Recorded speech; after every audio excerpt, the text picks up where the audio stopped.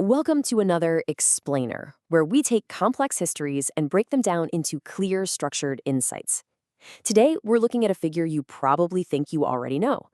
I mean, if you picture Zeus right now, you're likely imagining a heavily bearded guy sitting on a fluffy cloud, hurling lightning bolts, right? That is essentially the comic book version of the Greek god. But the truth is, that image, it's just a tiny, tiny fraction of his true historical and cultural weight. The real evolution of Zeus is this sprawling, genuinely fascinating story of linguistics, cutthroat political maneuvering, and some truly bizarre local cults. It's a story that actually reveals just as much about ancient humanity as it does about mythology. Okay, let's dive into this. How exactly did a mythological shapeshifter become the supreme ruler of the ancient world? Well, it definitely wasn't by accident, and it certainly wasn't overnight. The supremacy of Zeus is the result of thousands of years of cultural evolution. We're talking about merging entirely different belief systems, absorbing rival deities, and surviving epic, world-ending cosmic wars. To truly understand him, we have to start way back, long before the ancient Greeks even existed as we know them today. Section 1. The Linguistic Dawn. Older than Greece itself. If we want to find his true origins, we have to look not in the realm of magic or Mount Olympus, but in the fascinating world of ancient human linguistics. We can trace his name all the way back to a Proto-Indo-European root word, dayu. Now that literally translates to shine or sky. You see, before there was a complex, dramatic Greek pantheon, there was just this simple, fundamental human experience of looking up at the daytime sky. This ancient culture worshipped a figure known as the Sky Father. He was, quite literally, a personification of the heavens themselves. And this brilliantly illustrates the shared linguistic heritage of the ancient world. It's a real light bulb moment for language nerds. When the Proto-Indo-European people migrated and their language eventually fractured, that core concept of the Sky Father, it traveled right along with them. Notice how the root deus futer evolved in Latin to become Jupiter, or Jupiter as we know him. Meanwhile, over in Greek, deus evolved linguistically into Zeus. They are absolutely the exact same linguistic entity, just split apart by geography and time. So, why does this piece of language trivia actually matter? Well, because of this incredible fact. Zeus is the only deity in the entire Olympic pantheon whose name has a completely transparent Indo-European etymology. That is a massive deal. It proves that Zeus is much, much older than Greece itself. It tells us that long before our ancestors had stories of sea gods or complex underworlds, they had a fundamental, desperate need to make sense of the vast sky right above them. Section 2. The Machiavellian Ascension. How to Overthrow a Titan. If we view Greek mythology as a high-stakes political thriller, the story of Zeus is an absolute masterclass in how a king takes and keeps power. The succession of power in Greek myth is, frankly, brutal.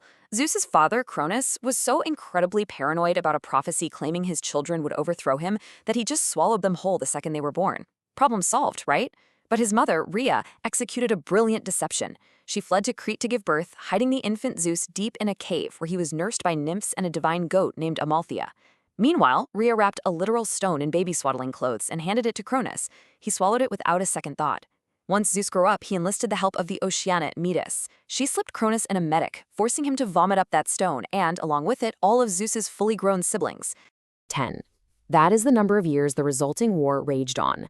Because freeing his siblings was just step one, it triggered the Titanomachy, a cosmic, earth-shattering war between the new Olympian gods and the old ruling Titans. And for 10 brutal years, it was an absolute stalemate. With the Olympians fighting from Mount Olympus and the Titans dug in on Mount Olympus, neither side could manage to gain the upper hand. To break a 10-year stalemate like that, you need a serious tactical masterstroke. Zeus realized he needed unconventional allies, so he ventured deep, deep into the earth to Tartarus to free prisoners his father had locked away eons ago. First, he freed the Cyclopes. Out of sheer gratitude, they forged and gifted Zeus his ultimate weapon, the thunderbolt. Second, he unleashed the terrifying hundred-handers, reviving them with divine nectar and ambrosia. Armed with his new lightning and backed by a relentless barrage of rocks hurled by the hundred-handers, Zeus finally crushed the Titans. He imprisoned them in Tartarus and assigned his new monstrous allies to act as their eternal wardens. But, taking the throne is one thing, defending it is a whole other ballgame. The Earth itself, Gaia, was enraged by the imprisonment of the Titans, so she unleashed Typhon.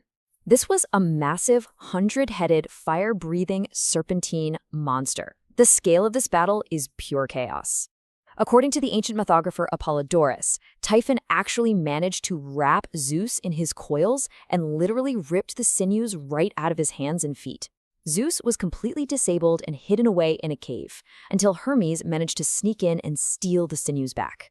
Fully restored, Zeus relentlessly pursued Typhon across the world, finally hurling the entirety of Mount Etna on top of him in Sicily to end the threat for good.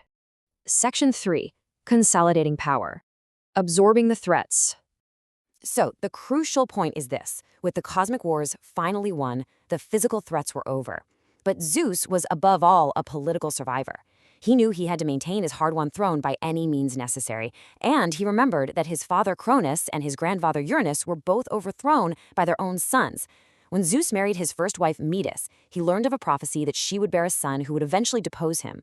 Now, rather than just swallowing the child like his father did, Zeus went a step further. He swallowed Metis herself, whole. Because of this, their daughter Athena was eventually born directly out of Zeus's head. By internalizing Metis, he didn't just eliminate the threat of a rival son, he permanently absorbed her wisdom, ensuring no one could ever outsmart him again. He completely broke the cycle of displacement. Now let's talk about how he expanded his influence. If you know anything about Greek mythology, you know Zeus was infamous for his many affairs with mortals and lesser deities. But just think about the sheer absurdity of the disguises he used to secure these partners. It's overwhelming. He became a swan to seduce Leda, a beautiful bull to carry away Europa, a literal shower of gold to reach Danae, and, wait for it, even a pathetic rain-soaked cuckoo bird to trick his own sister, Hera, into taking pity on him right before he proposed. It sounds crazy, right? But it's absolutely vital that we don't just read these as ancient tabloid gossip. Historians actually viewed these mythical affairs as incredibly powerful political allegories. As the cult of Zeus spread across the Greek world, it naturally encountered local towns that already had their own patron goddesses and regional heroes. Instead of violently erasing them, the mythmakers simply wrote new stories where Zeus had an affair with the local goddess, thereby absorbing her cult into his own network and making their local heroes his literal sons. It was religious syncretism and political consolidation, all cleverly disguised as divine romance. Section 4. The God on the Ground. Reality in Ancient Greece. Let's step away from the grand, overarching mythological stories of Mount Olympus for a moment, because how the ancient Greeks actually worshipped Zeus in their day-to-day lives on the ground is startlingly different from the stories we just discussed. When we read Homer's Iliad, we see the classic cloud gatherer, the majestic sky and thunder god ruling from the mountain peaks. But on the ground, in the wildly different city-states of ancient Greece, local cults worshipped highly idiosyncratic versions of Zeus that had almost nothing in common with each other. Sometimes he wasn't worshipped as a sky god at all, but rather as a chthonic, underground earth god deeply connected to agriculture and the local soil. Now, what's really interesting about this is how vastly different a figure like Zeus Velchananus looks from the mighty, lightning-throwing king.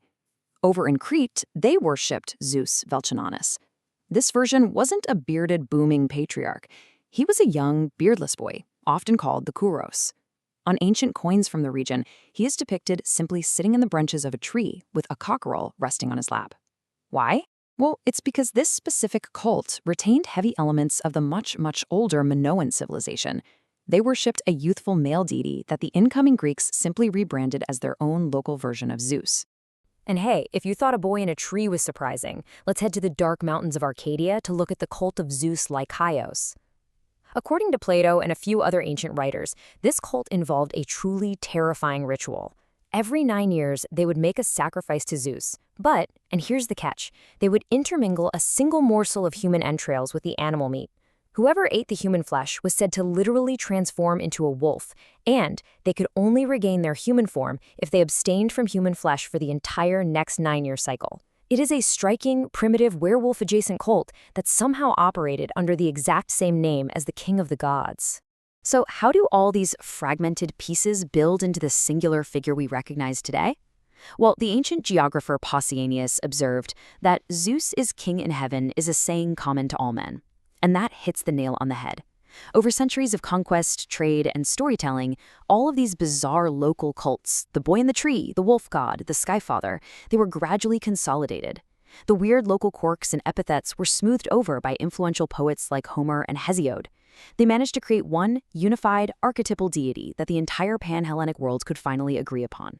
The evolution of Zeus shows us that our gods and our myths, they're never static. They are complex mirrors reflecting our deepest linguistic roots, our shifting political anxieties, and our primal fears.